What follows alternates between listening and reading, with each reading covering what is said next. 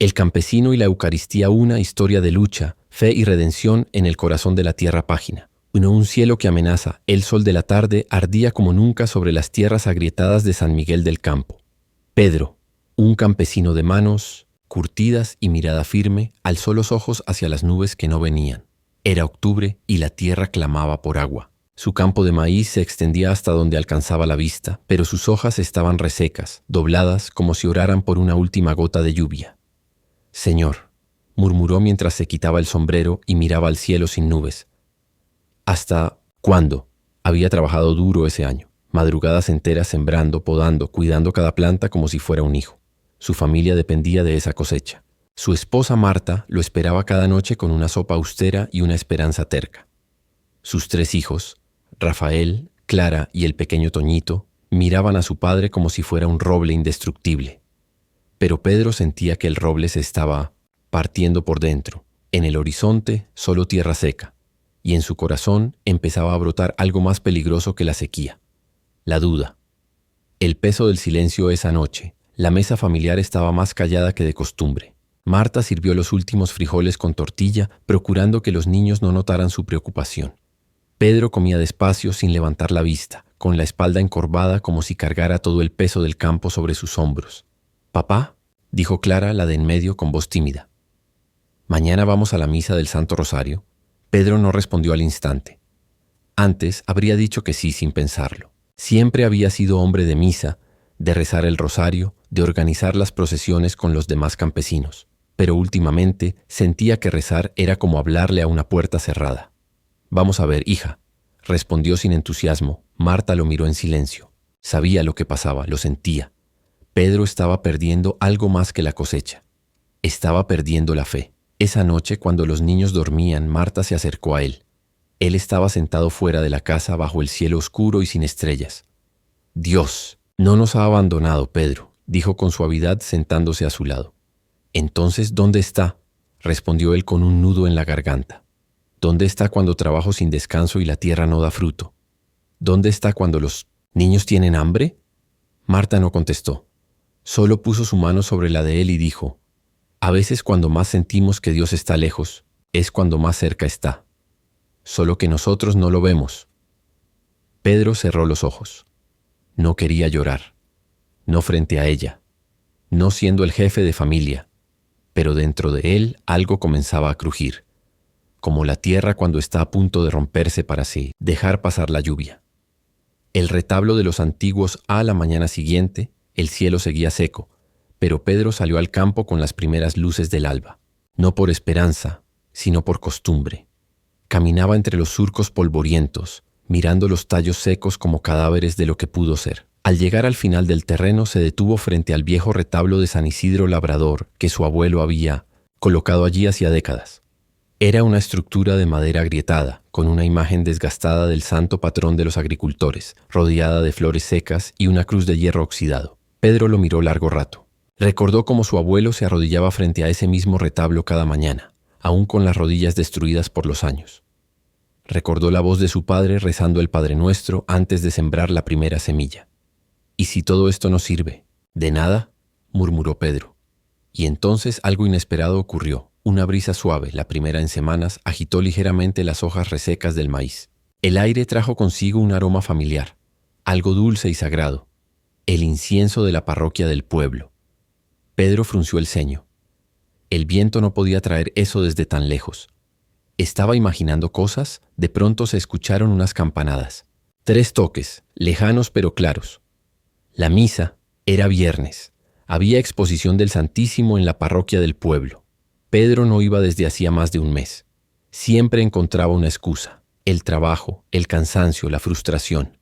Pero ahora algo lo empujaba, una inquietud que no venía de él.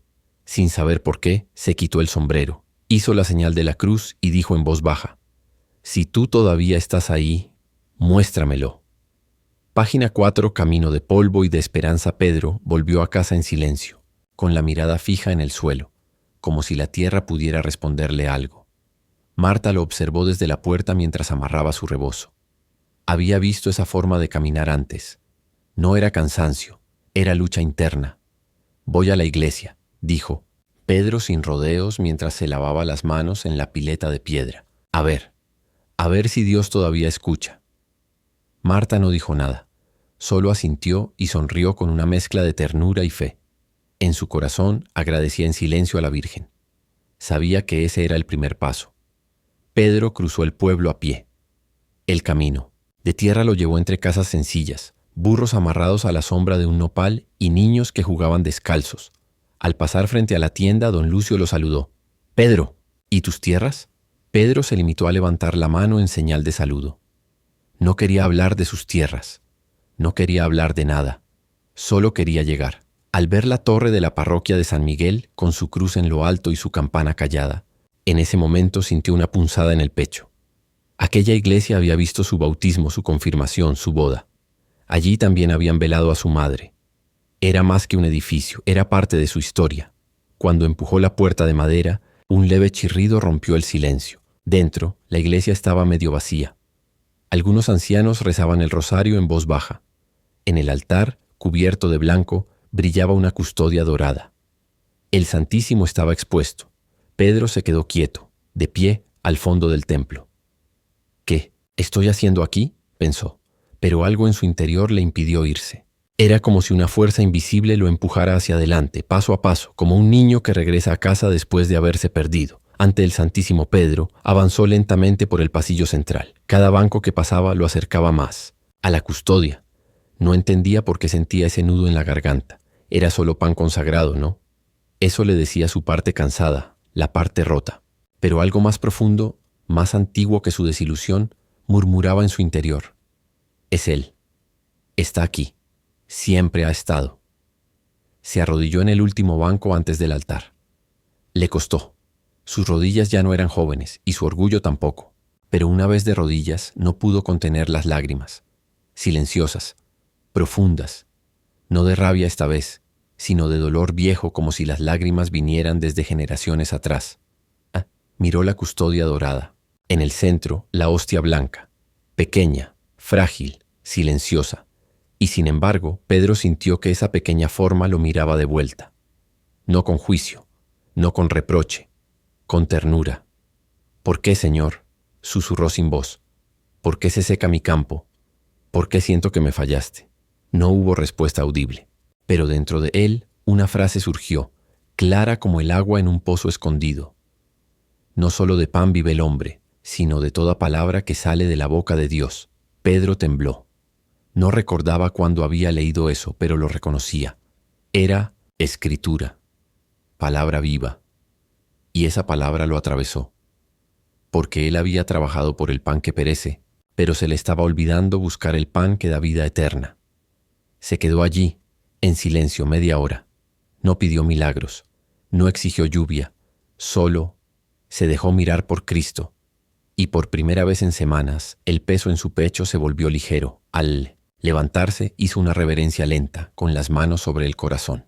No sabía cómo seguiría todo, pero algo había cambiado. Él había vuelto, y Cristo siempre lo había estado esperando. Semillas invisibles. Al salir de la iglesia, el sol ya no parecía tan inclemente. El aire, aunque seco, tenía una suavidad distinta.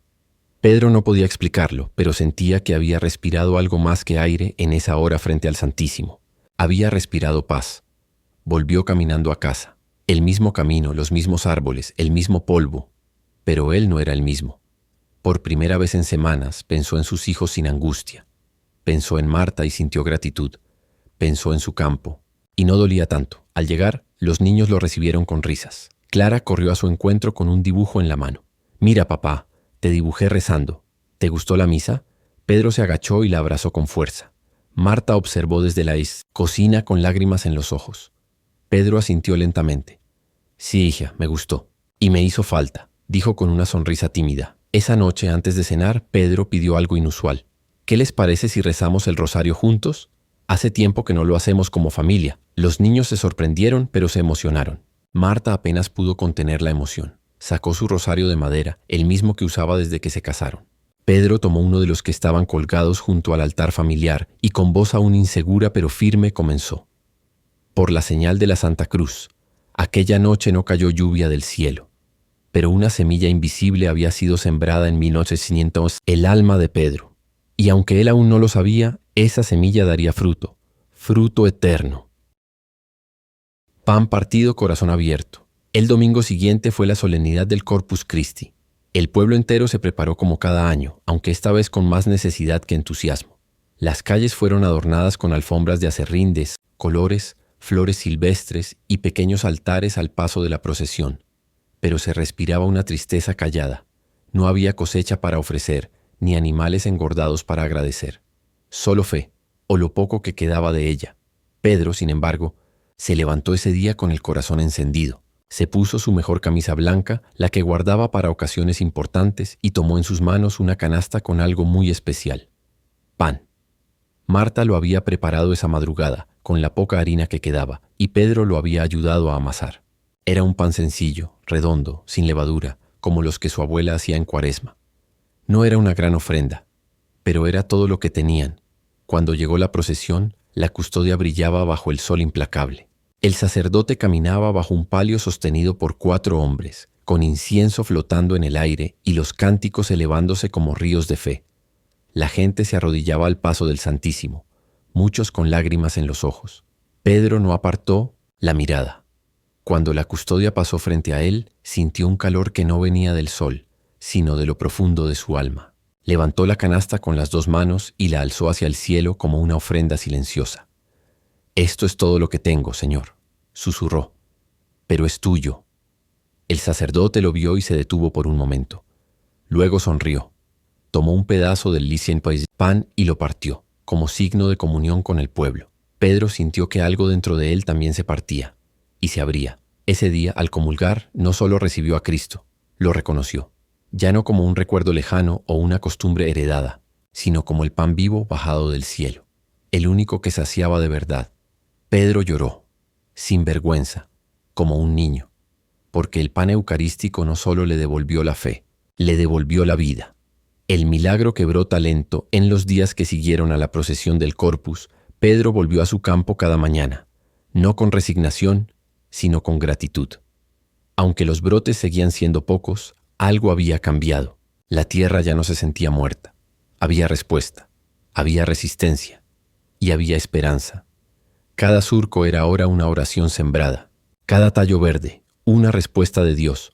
Pedro comenzó a trabajar con una alegría serena, no porque esperara una cosecha abundante, sino porque había comprendido que su labor, hecha con fe, era ya un acto de adoración. Una mañana, Rafael, su hijo mayor, lo acompañó al campo. Mientras Pedro removía la tierra, el niño lo miró curioso. «Papá, ¿cómo sabes que esto va a crecer?» Pedro se detuvo, se limpió el sudor de la frente y se quedó mirando el horizonte. «No lo sé con certeza, hijo, pero sé que tengo que seguir sembrando. Porque cuando uno siembra con Dios, el fruto llega, aunque sea distinto al que uno espera». Rafael asintió en silencio. Luego tomó una pequeña pala y se puso a trabajar a su lado. Esa tarde, Pedro fue nuevamente a la parroquia, esta vez no para pedir, sino para agradecer. Entró con paso firme, se arrodilló frente al sagrario y permaneció en silencio. No dijo nada, no era necesario.